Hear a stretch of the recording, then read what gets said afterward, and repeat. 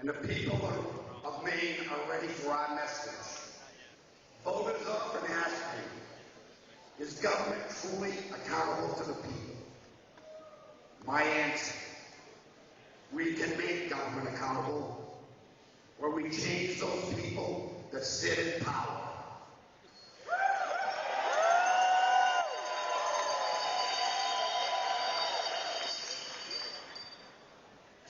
That's why I ran for mayor, and our message resonated. What I offer is a pledge, is I will always place your individual liberties before any interest of Augusta bureaucrats.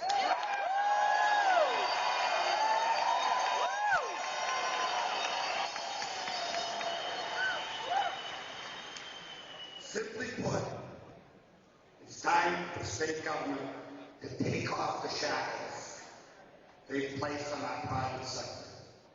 It's time for our legislators to respect the hard-earned fruit of your labors.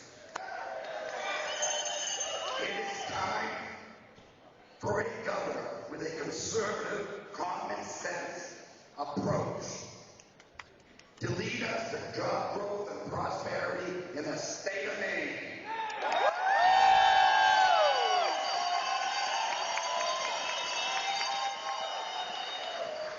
It is time, I say it is time. I pledge to you that the first day of the LePage administration, the people of Maine who desire opportunity, good jobs, and a better life will know that the world's welcome to Maine will have a new motto besides it. We're open for business.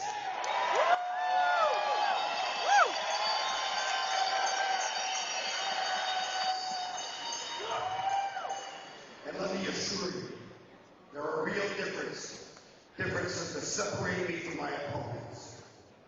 I am the only candidate who can stand on this stage that has lowered the tax burden, reduced the size of government for the people I've been elected to serve.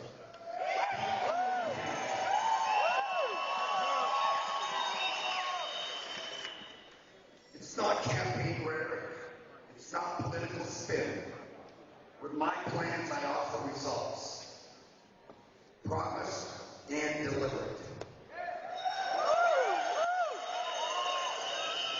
As your governor, I will lead a state that spends every dollar wisely. I will never tolerate wasteful and careless spending of your hard-earned money. The excessive tax and spending practices in Augusta must and will come to an end.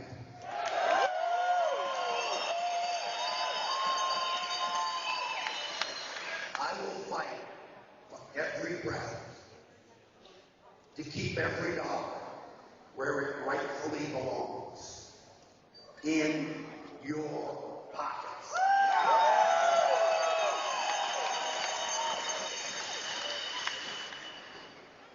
My success as an executive leading the Martin stores and my experience as mayor provide a blueprint for my approach. For example, here's a Marvel concept for state government. We at Martin don't open a new store till we have the money in the bank. We don't borrow our way to prosperity or into bankruptcy. You cannot borrow and spend your way to prosperity in business, nor can government borrow and spend its way out of economic troubles.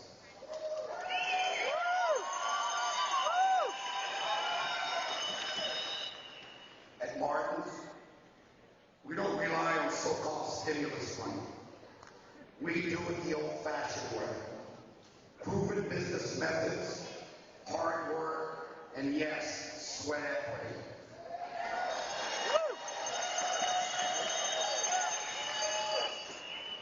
As mayor, I led an effort to reduce the size and scope of city city government.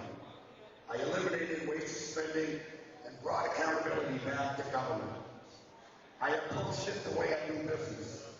Every dollar we invest has a purpose. We carefully account these dollars and we measure results when they're spent. The results speak loudly. As a Republican working with all Democrats City Council, we lower taxes every year for the 3 terms I've been in office. We just already from $1 million to $10 million. And last year, Standard & Poor's gave us a credit upgrade, saying we were one of the best run communities in all of New England.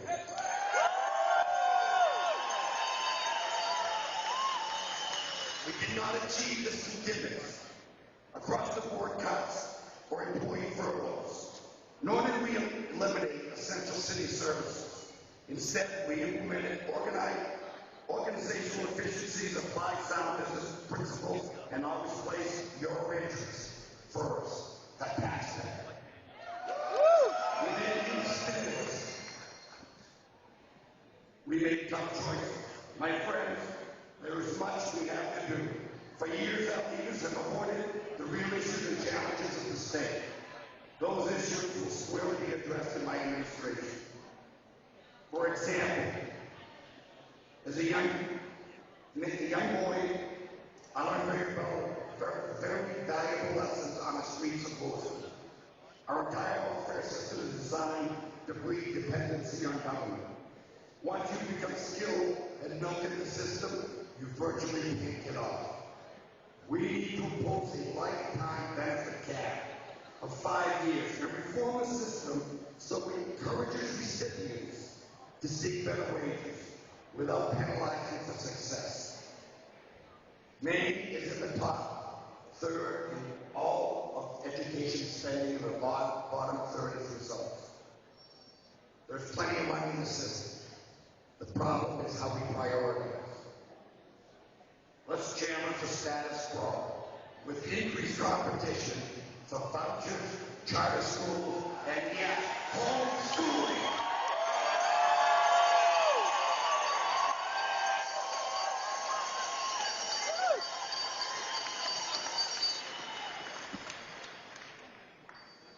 It's time to challenge the bureaucracy that requires businesses to conduct black fly studies in order to create jobs in Maine. I don't offer model solutions. I don't offer rhetoric and political spin. I offer results. And my experience proves it.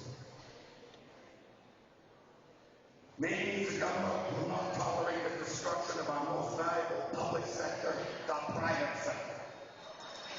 Maine people want a government that listens to them, not a government that tells them what to do.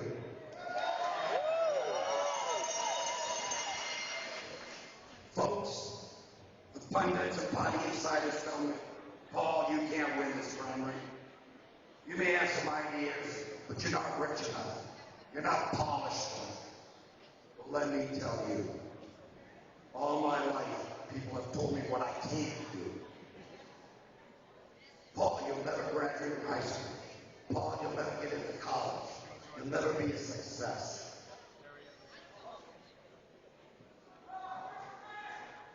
I said, Paul, a Republican cannot win in Waterville, the city of George Mitchell's hometown. After that, they said, you can't change city government. Well, guess what? They were wrong every single time.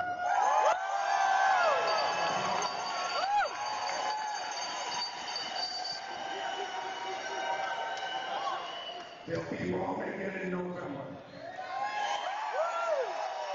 And this year, at this time, we must draw the line in the sand. No more growth of government. No more reckless spending. No more broken welfare policies. You know, when I think about the challenges facing Maine, I think back that day when a good friend of mine told me, he said, if it is to be, it is up to me. If we have to turn this state around, now is the time. This